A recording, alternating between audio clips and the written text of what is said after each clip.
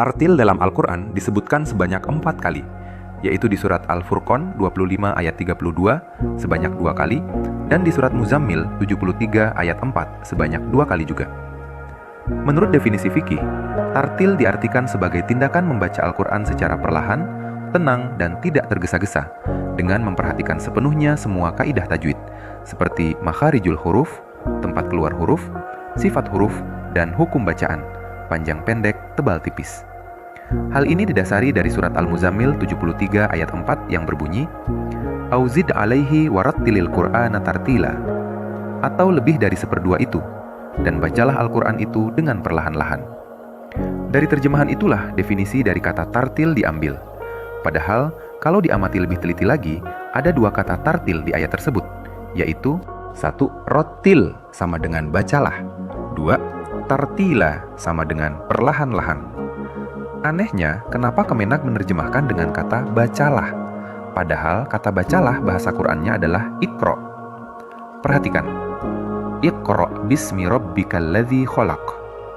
Bacalah dengan menyebut nama Tuhanmu yang menciptakan. Quran Surat Al-Alaq 96:1. Lalu apa sebenarnya arti dari kata tartil tersebut? Kita tidak akan mengetahui kata tartil tersebut kecuali lewat pendekatan bahasa atau lughah. Menurut definisi bahasa, kata tartil diambil dari 3 huruf, ro, ta, la, yang artinya adalah menyusun dan mengatur dengan baik bagian demi bagian sehingga sampai kepada kesimpulan.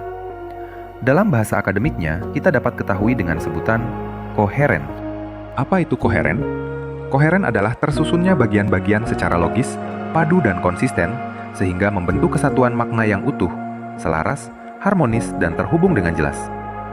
Jadi, maksud Allah memerintahkan manusia untuk mentartil Al-Quran adalah supaya menyusun ayat satu dengan ayat yang lainnya, sehingga konsisten membentuk makna yang utuh dan terhubung dengan jelas.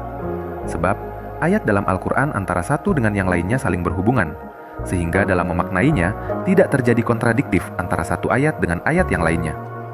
Inilah yang dimaksud dengan tartil. Maka jika diartikan demikian, terjemahan tartil dalam Al-Quran menjadi demikian. Auzid alaihi warattilil Qur'ana tartila, atau lebih dari seperdua itu, dan susunlah ayat-ayat dalam Al-Quran itu dengan susunan yang utuh dan terhubung agar menjadi jelas.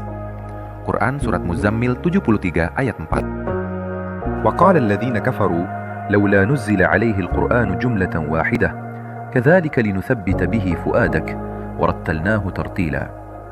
Berkatalah orang-orang yang kafir, mengapa Al-Quran itu tidak diturunkan kepadanya sekali turun saja? Demikianlah supaya kami perkuat hatimu dengannya, dan kami susun ayat-ayatnya dengan susunan yang utuh, teratur, dan terhubung agar menjadi jelas.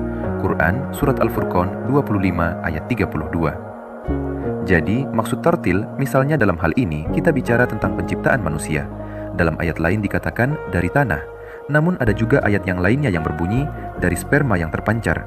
Maka untuk mencapai susunan yang utuh dan terhubung, kita tidak mungkin menyimpulkan kalau penciptaan manusia berasal dari tanah liat yang diukir, seperti layaknya membuat patung. Sebab jika kita menyimpulkan demikian, maka akan terjadi kontradiksi dengan ayat yang lainnya, yaitu ayat yang berbunyi, penciptaan manusia berasal dari sperma yang terpancar. Perhatikan, wa min ayatihi an khalaqakum min turabin thumma idza antum basharun tantashirun. Dan di antara tanda-tanda kekuasaannya ialah Dia menciptakan kamu dari tanah, kemudian tiba-tiba kamu menjadi manusia yang berkembang biak. Quran Surat Ar-Rum 30 ayat 20. Walaqad khalaqnal insana min sulalatin min tin. Dan sesungguhnya kami telah menciptakan manusia dari suatu saripati, sulalah dari tanah. Quran Surat Al-Mu'minun 23 ayat 12. Min nutfatin iza tumna. Dari air mani apabila dipancarkan. Quran Surat An-Najm 53 ayat 46. Inilah apa yang disebut tartil menurut definisi bahasa atau lughah. Prinsip tartil dalam Al-Quran ini, jika diterapkan dalam kehidupan dunia, akan mampu menyelesaikan setiap masalah yang dialami dalam kehidupan pribadi, bermasyarakat, maupun kehidupan bernegara. Karena jika kita membuka kamus bahasa Arab, kata tartil disebut juga sebagai artal atau kecerdasan intelektual. Lalu bagaimana dengan tartil menurut definisi fikih? Apakah dapat juga dikatakan benar?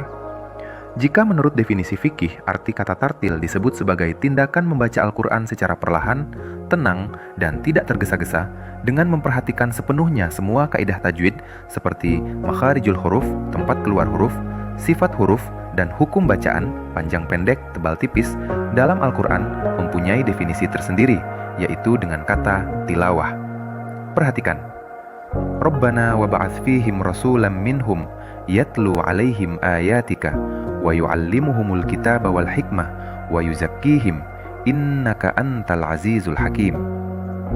Ya Tuhan kami, utuslah untuk mereka seseorang rasul dari kalangan mereka yang akan membacakan yatlu garis miring tilawah kepada mereka ayat-ayat Engkau dan mengajarkan kepada mereka Alkitab, Al-Quran, dan Al-Hikmah, As-Sunnah, serta mensucikan mereka. Sesungguhnya Engkaulah yang Maha Kuasa lagi Maha Bijaksana. Quran Surat Al-Baqarah 2 ayat 129. Laisu sawa'im min ahlil kitabi ummatun qa'imah yatluna ayatillahi ana'al laili wahum yasjudun. Mereka itu tidak sama.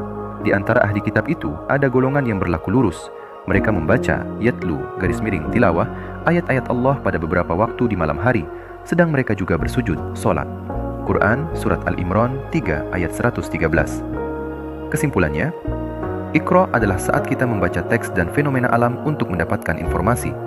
Tilawah adalah saat kita melantunkan bacaan tersebut dengan indah dan benar.